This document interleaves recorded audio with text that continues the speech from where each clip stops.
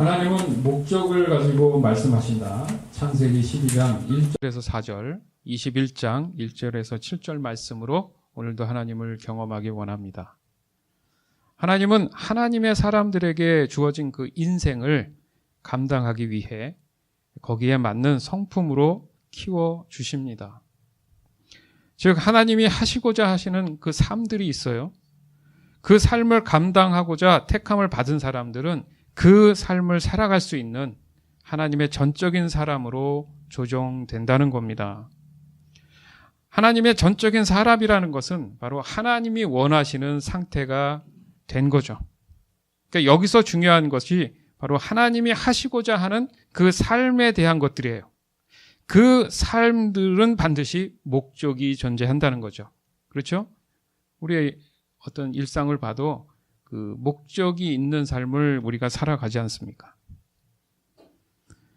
하나님은 무턱대고 해서 강요하거나 무력적으로 불복시키는 그런 모습을 가지고 계시지는 않다는 거죠. 그러니까 모든 삶에서 순서가 있듯이 먼저는 하나님께서 그 목적에 대한 설명을 하시면서 우리를 삶 가운데 부르신다는 거예요. 여기서 시작되는 이 시점이 바로 내 자신도 모르는 사이에 시작된 하나님의 목적하심을 위한 그 준비가 어느 정도 끝난 상태라는 얘기가 됩니다. 그걸 우리는 몰랐지만 돌아보니까 시험의 과정이었구나라는 것을 깨닫게 된다는 거죠. 고린도전서 10장 13절에 보니까 사람이 감당할 시험 밖에는 너희가 당할 것이 없나니 오직 하나님은 미쁘사 너희가 감당하지 못할 시험 당할 것을 허락지 아니하시고 시험 당할 즈음에 또한 피할 길을 내사 너희로 능히 감당하게 하시느니라. 이런 말씀이 있습니다. 이미 복음에 참여한 사람들이라면 누구나 제외 없이 겪게 되는 과정이라는 말씀이에요. 사실 하나님의 목적하심은 곧 새 언약의 내용물들이에요. 거기에는 수많은 하나님의 일하심이 있습니다. 이 수많은 하나님의 일하심의 결론이 뭐냐? 우리의 인생의 영생함을 말씀하시는 거예요. 육체의 끝이 아닌 하나님과 영원한 삶을 말씀하시는 것이 결론이라는 얘기죠. 성경의 내용들을 봐도 하나님이 단순히 좀 오늘 시간이 있으니까 차나 한잔 마시면서 대화나 하자, 이런 내용으로 하나님의 사람들을 부른 경우는 단 한 번도 없단 말입니다. 즉 하나님은 무언가를 염두에 두고 계신다는 것을 우리는 분명히 알고 있어야 돼요. 성령 하나님을 통해서 우리가, 그렇죠? 성경이나 기도나 환경이나 교회 혹은 어떤 다른 일들에 하나님의 말씀이 우리에게 주어진다는 것을 우리는 배웠어요. 그것이 저와 여러분의 인생의 목적을 가지고 있다라는 사실입니다.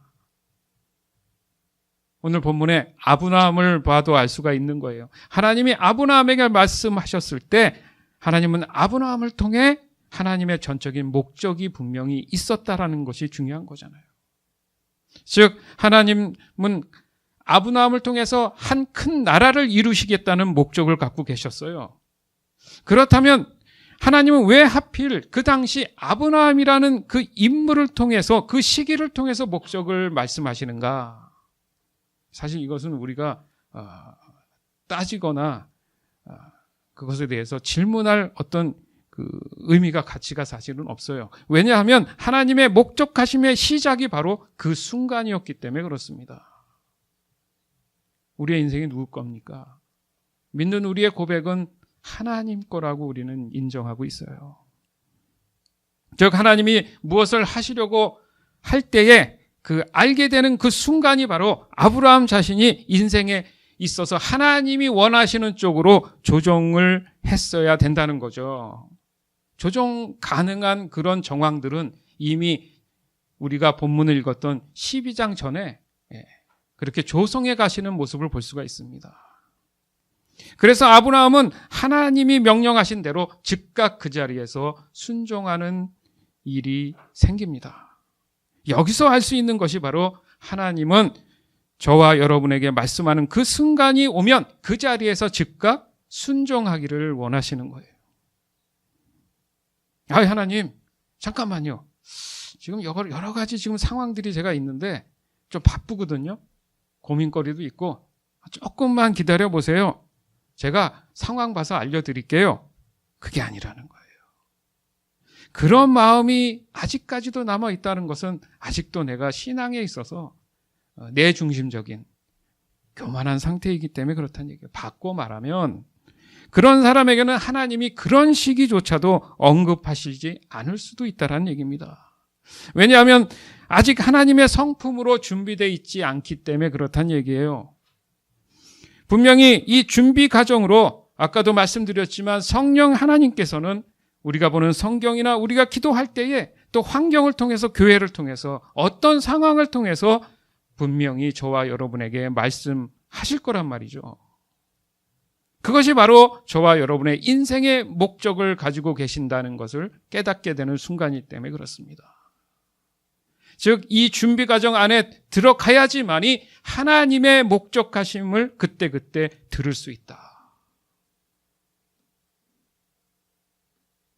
양들이 자기의 목자의 음성을 들을 수 있다. 지난주 말씀을 나눈 내용, 그 이어지는 말씀이에요.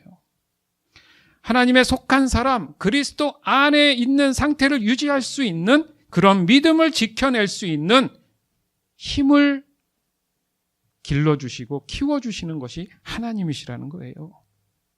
하나님은 아브라함을 아브라함으로 이름을 바꿔주셨습니다. 왜 그랬을까? 아브라함의 아내인 사라도 원래는 사레였어요. 그 이름 또한 사레에서 사라로 바꿔줬다는 거예요. 왜 그런 정확한 시점을 두셨을까? 이것이 바로 준비된 사람이 가지는 그런 시기적인 의미를 우리에게 메시지로 알려주시기 위함이에요. 사람이 구별된 그런 상태, 하나님 안에 속한 사람으로서의 그 시점을 말씀하시고자 한 거죠. 그런 아브라함에게 하나님은 이삭이라는 자녀를 주기를 하나님께서 원하셨어요. 목적이죠. 목적을 위해서 이삭이라는 아들을 주신다고 하신 거예요. 그런데 하나님이 그 말씀을 하실 당시에 아브라함은 75, 쉽게 얘기해서 75세였다는 얘기예요. 볼까요? 창세기 12장 1절에서 4절. 주님께서 아브라함에게 말씀하셨다. 너는 내가 살고 있는 땅과 내가 난 곳과 너의 아버지의 집을 떠나서 내가 보여주는 땅으로 가거라. 내가 너로 큰 민족이 되게 하고 너에게 복을 주어서 내가 크게 이름을 떨치게 하겠다. 너는 복의 근원이 될 것이다. 너를 축복하는 사람에게는 내가 복을 베풀고 너를 저주하는 사람에게는 내가 저주를 내릴 것이다. 땅에 사는 모든 민족이 너로 말미암아 복을 받을 것이다. 아브람은 주님께서 말씀하신 대로 길을 떠났다. 롯도 그와 함께 길을 떠났다. 아브람이 하란을 떠날 때의 나이는 75이었다. 아멘. 75, 75세였습니다. 적지 않은 나이예요. 하나님이 이름을 바꾸기 전에 아브라함이라는 그 이름에 하나님께서 하나님의 목적을 지금 말씀하셨어요. 그 목적이 뭐였죠? 내가 너로 큰 민족을 이루겠다. 너에게 복을 주어서 너가 크게 이름을 떨치게 되겠다. 너는 복의 근원이 되겠다. 너를 축복하는 사람은 내가 축복을 하고 너를 저주하는 사람에겐 내가 저주하겠다. 땅에 사는 모든 민족이 너로 말미에서 복을 받게 됐겠다. 와우, 엄청난 하나님의 목적이시죠. 아브라함 입장에서 설렜을까요? 그 큰 민족을 이룬다는 의미가 여러분, 우리의 보이는 외적인 면에서 보면은 번성한다는 거잖아요. 누가요? 자손이. 근데 아브라함에게 자손은 원래 그 혈통은 이삭 한 명이었잖아요. 그럼에도 불구하고 하나님은 몇 년이 지나도록 그 자녀를 허락하지 않아요. 굉장히 재밌죠? 우리에게도 동일한 상황이 있으면 어떨까? 여러분이 정말 신실해서 하나님 안에 있다는 확신이 들어서 후손, 자녀가 아니더라도 각자에게 하나님의 목적을 들려주셨을 때 내가 들었다고 생각해 보십시오. 그런데 몇 년이 지나도록 아무런 소식이 없었다. 여러분은 어떻게 반응할 겁니까? 사실 이 아브라함과 사레에게는 큰 문제가 있었어요. 우리가 본문 봤던 12장 말고 창세기 11장 30절에 보면 아내인 사레는 임신하지 못함으로 자식이 없었더라. 이렇게 먼저 전제해요. 그러니까 임신할 수 있는 조건이 아니라는 거죠.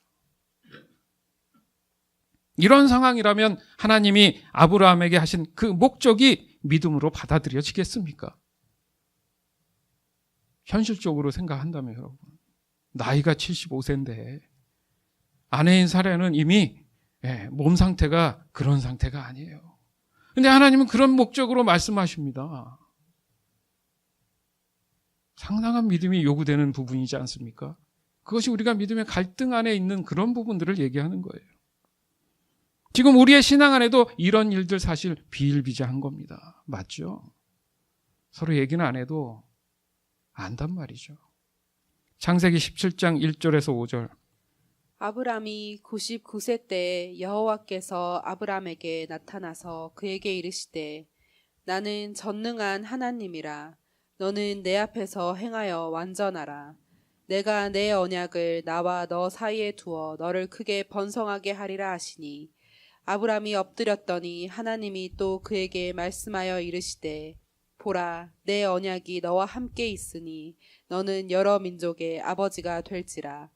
이제 후로는 내 이름을 아브람이라 하지 아니하고 아브라함이라 하리니 이는 내가 너를 여러 민족의 아버지가 되게 함이니라. 아멘. 거의 다 된 걸까요? 올머스트인가? 75세에 말씀하셨는데 하나님의 목적이 99세가 되도록 보이지 않았어요.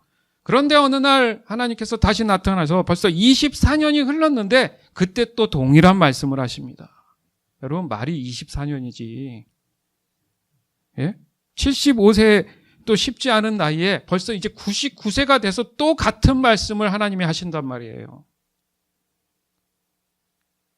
믿음이 멀어지면 멀어졌지 이게 더 믿음이 굳건해지겠습니까? 현실을 봤을 때, 우리의 한계를 봤을 때 하나님이 믿어지겠습니까?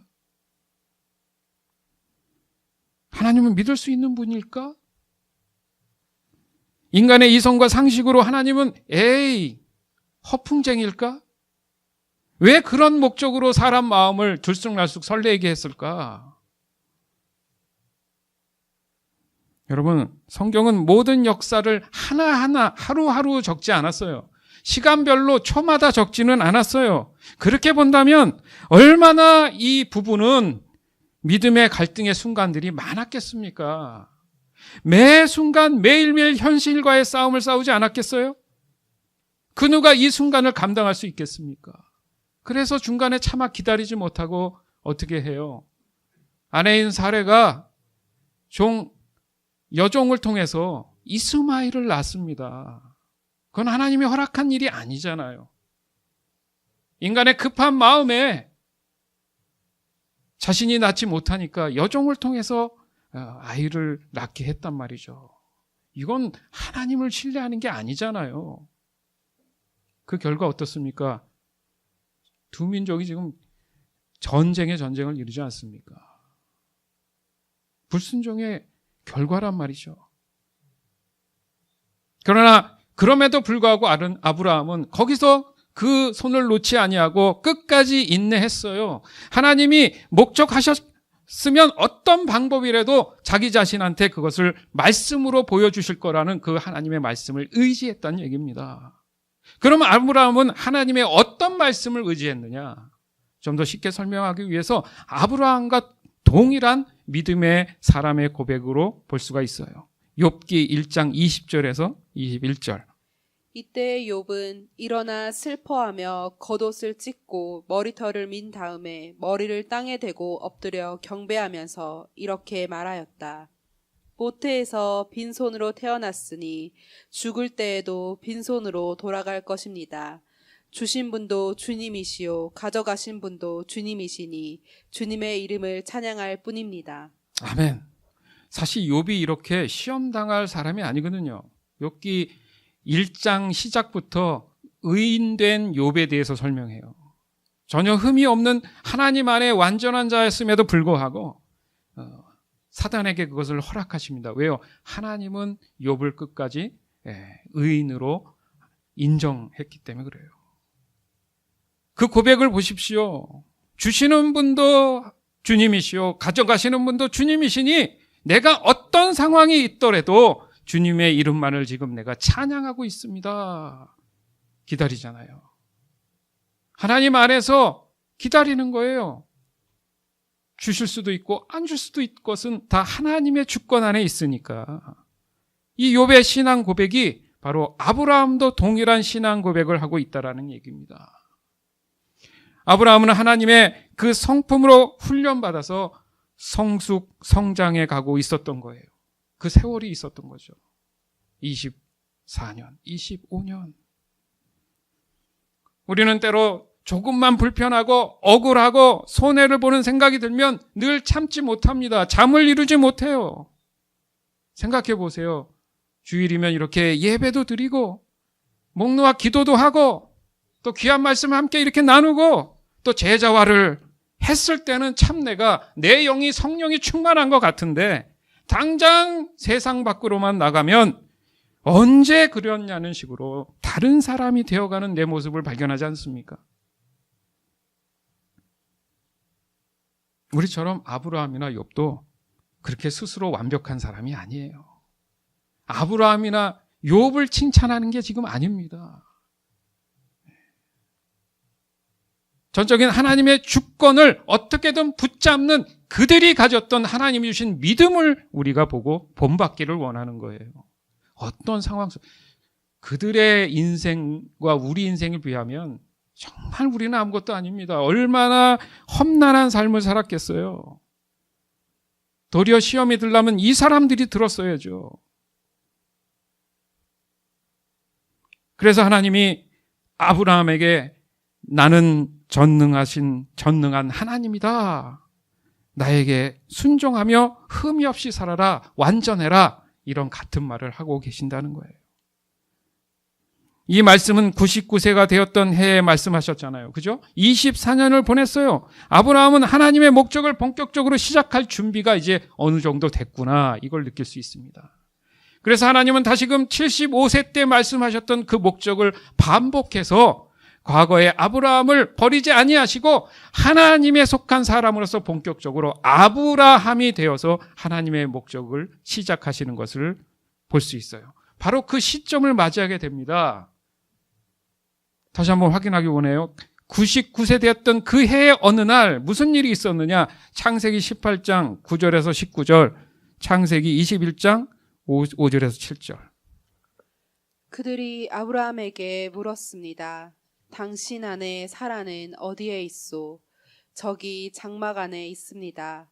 아브라함이 대답했습니다. 그때 주께서 말씀하셨습니다. 내년 이맘때 내가 반드시 너를 다시 찾아올 것이다. 그때에는 내 아내 사라에게 아들이 생길 것이다. 그때 사라는 장막 문간에서 그 말을 들었습니다. 아브라함과 사라는 나이가 매우 많았습니다. 사라는 아기를 가질 수 있는 나이가 지나버린 후였습니다.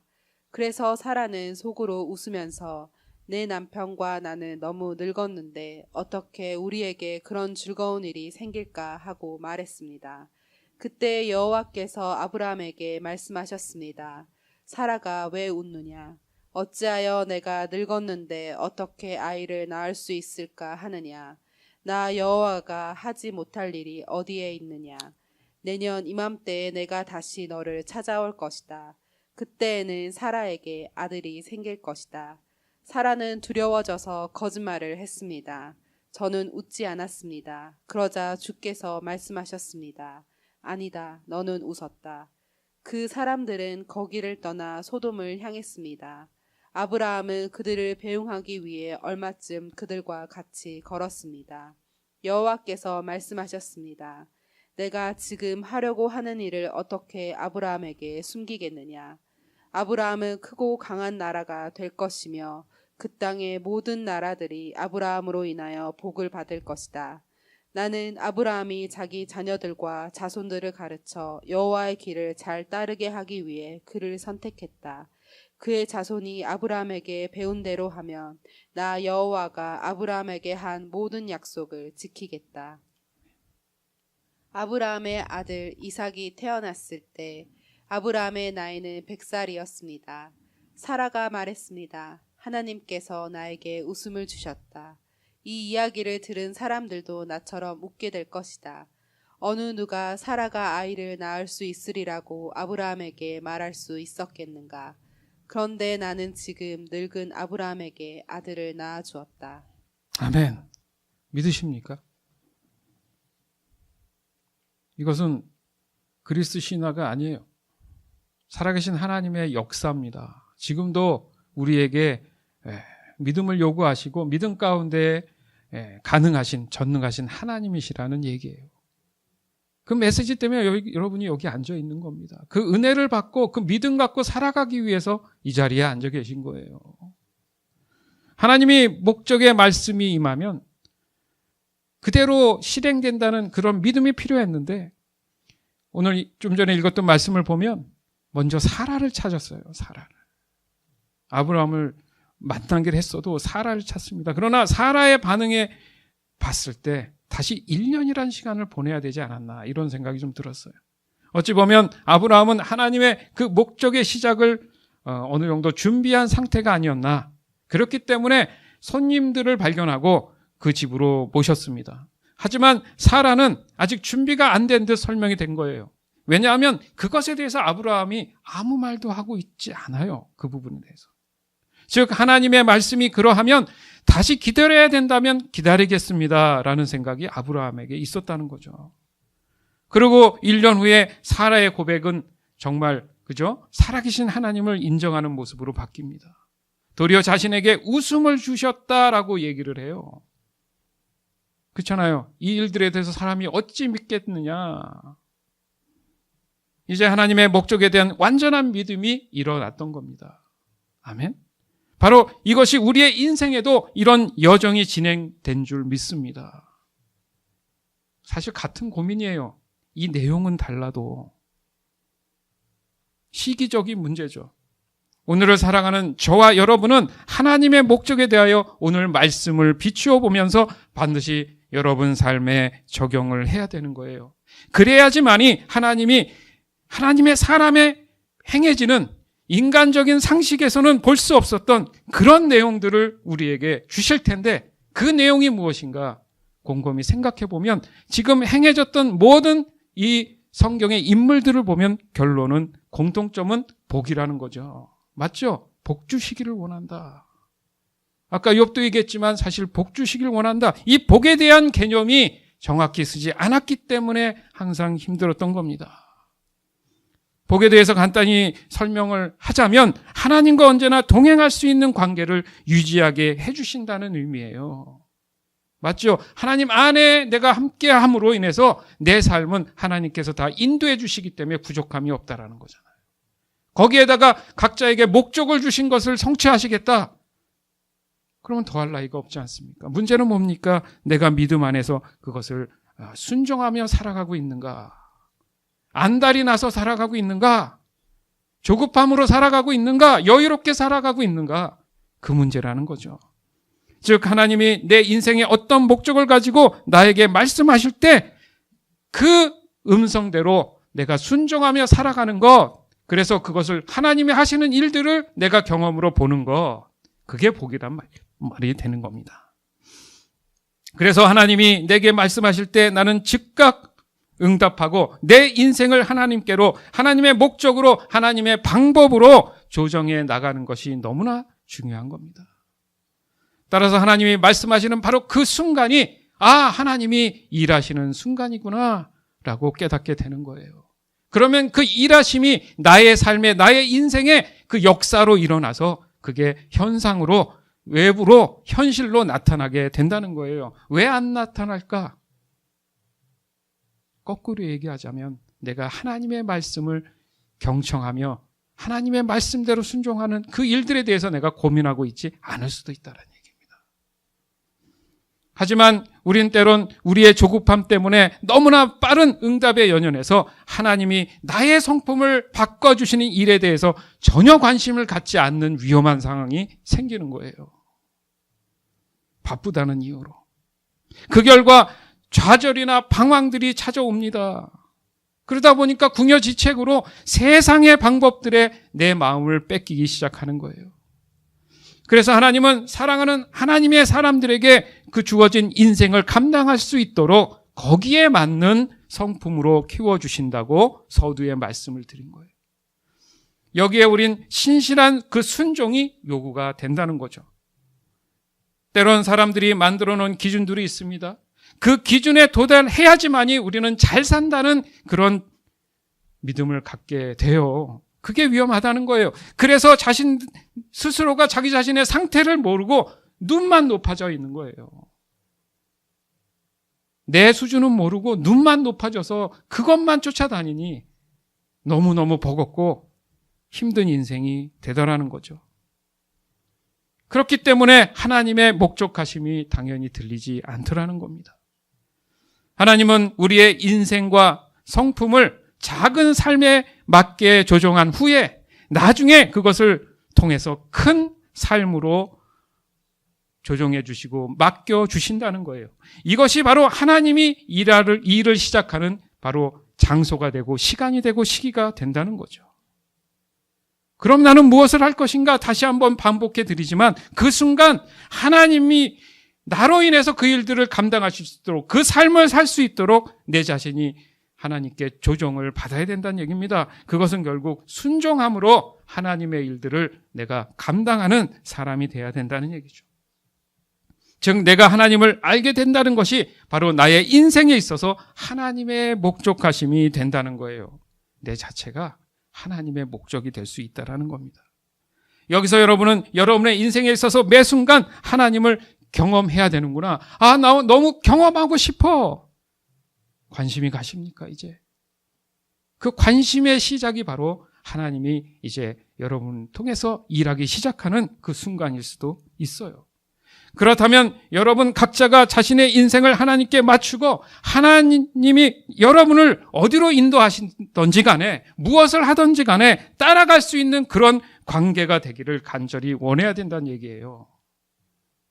자기를 부인하고 오로지 하나님 말씀을 의지해서 가는 거. 하나님이 주시는 인생이나 삶들이 작을 수도 있어요. 남들이 볼 때는 보잘것없을 수도 있습니다. 중요치 않다고 생각할 수도 있습니다. 그러나 중요한 것은 하나님이 보실 때 잘했다, 잘한다. 하나님이 보실 때 칭찬받는 그런 사람들이 돼야 되는 거예요. 사람 눈치 보지 아니하고 사람 의지 아니하고 오직 하나님을 의지하는 삶. 지금 형편은 아닌 것 같은데 언젠가 하나님이 내게 그 목적을 따라 복 주실 것을 믿는 그런 믿음 안에서 살아가는 삶. 작은 삶에 충성하지 아니하면 하나님은 나에게 보다 큰 삶을 맡기실 수가 없다라는 겁니다. 즉 작은 삶들이 모여서 큰 삶들을 이루어 나가는 거예요. 숫자도 0부터 시작해요. 그렇죠? 숫자는 그냥 갑자기 중간에 시작하지 않아요. 어린아이가 갑자기 성인이 되지 않습니다. 학교 공부요? 여러분 체계적으로 꼼꼼히 열심히 하는 사람과 열심히 하지 않는 사람은 차이가 너무 커요. 그것이 바로 성장과 성숙의 과정입니다. 그것에 작은 일에 지금 현재 오늘에 맡아진 일들에 충실했을 때 나중에 큰 일도 감당할 수 있다는 게 뭐냐면 여유가 생긴다는 거잖아요. 많은 경험을 했기 때문에 여유가 생기는 거예요. 그릇이 넓어진다는 얘기죠. 따라서 하나님은 작은 삶들을 항상 하나님이 원하시는 성품으로 만들어 가시는데 사용한다는 사실을 명심하시기 바라요. 오늘 아니면 내일이 있겠지. 아니에요. 오늘 성실하고 신실한 이 작은 삶이 모여서 10년, 20년 후에 이 아브라함처럼 하나님께서 이제 눈으로 보여지는 목적들이 나타날 수 있는, 그 경험할 수 있는 시간이 반드시 온다라는 얘기입니다. 즉 하나님께서 나에게 훌륭한 인생을 맡기고 싶으시면 그 인생을 맡기시기 전에 나의 성품을 그 인생에 맞도록 훌륭하게 만들어 주신다, 키워 주신다. 이 사실을 우리는 분명히 오늘 이 시간 마음에 새겨야 될 줄 믿습니다. 마태복음 25장 21절. 그의 주인이 그에게 말하였다. 잘했다, 착하고 신실한 종아.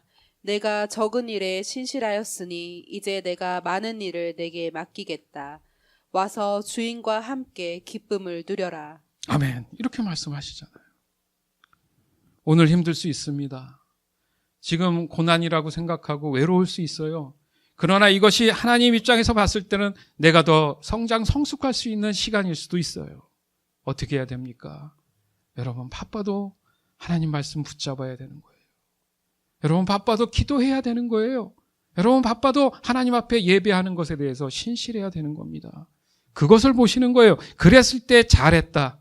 그러고 나서 하나님 말씀하시고 와서 나와 함께 기쁨을 누리자. 이게 복된 삶이라는 거예요. 안 되는 것이 아니라 지난주에도 말씀드렸지만 수도꼭지에 물이 안 나오는 이유가 어딘가에 지금 파이프에 문제가 생긴 거 아닙니까? 그러면 어떻게 합니까? 고치잖아요, 우리는. 근데 맨날 수도꼭지만 열었다 닫았다 안 나온다고 안달한다는 거죠. 원인을 찾았으면 어떻게 해야 돼요? 수술을 해야죠. 그게 회개된 삶이고 하나님 말씀이 우리를 그렇게 회복시켜 주시는 겁니다. 즉 하나님이 하시고자 하는 삶에 따라서 조정받기를 순종해야 된다는 얘기입니다. 이것은 전적으로 하나님이 나의 주인 되심을 인정했을 때 가능한 거예요.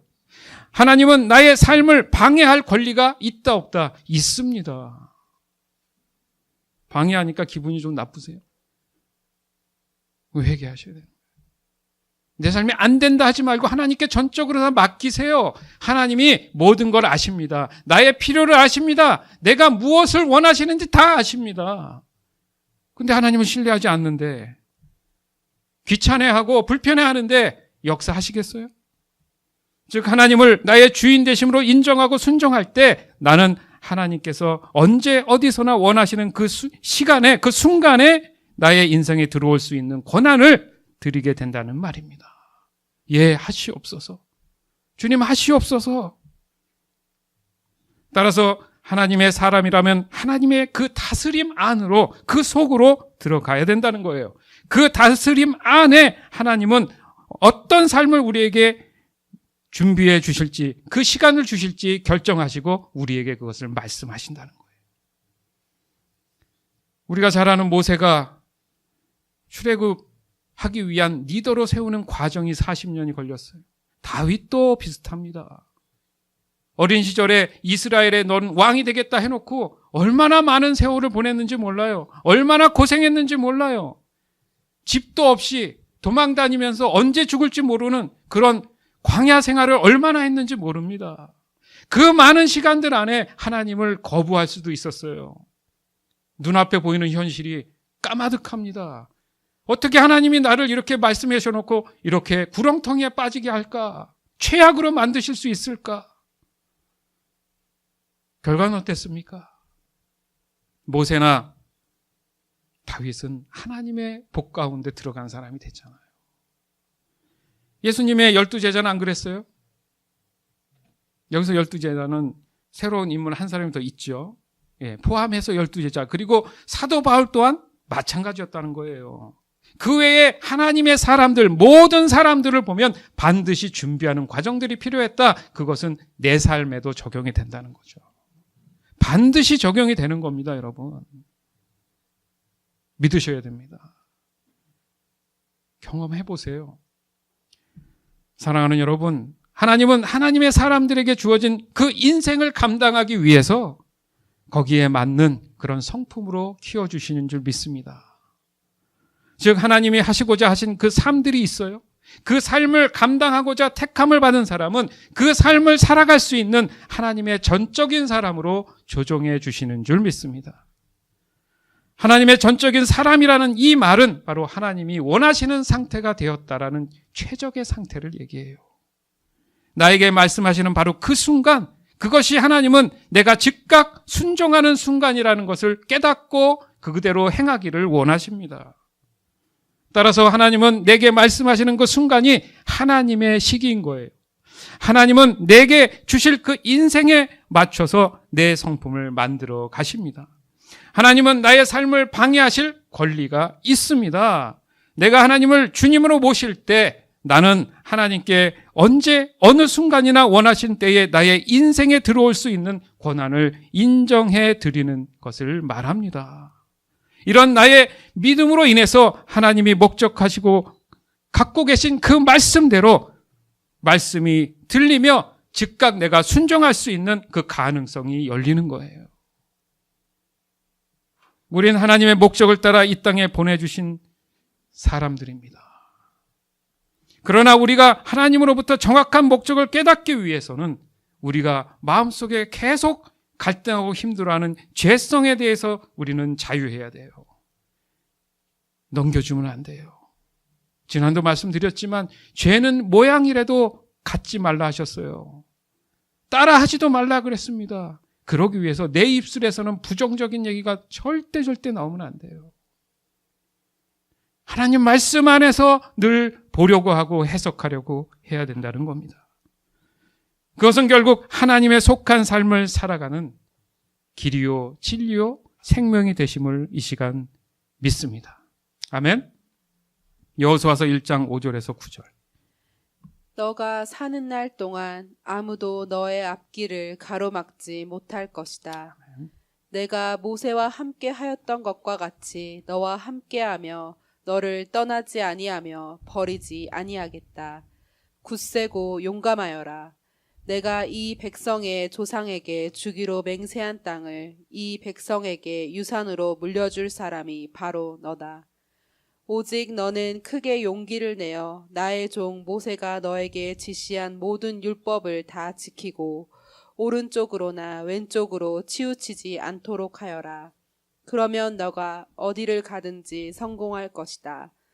이 율법책의 말씀을 늘 읽고 밤낮으로 그것을 공부하여 이 율법책에 쓰여진 대로 모든 것을 성심껏 실천하여라. 그리하면 너가 가는 길이 순조로울 것이며 너가 성공할 것이다. 내가 너에게 굳세고 용감하라고 명하지 않았느냐? 너는 두려워하거나 낙담하지 말아라. 너가 어디로 가든지 너의 주 나 하나님이 함께 있겠다. 아멘.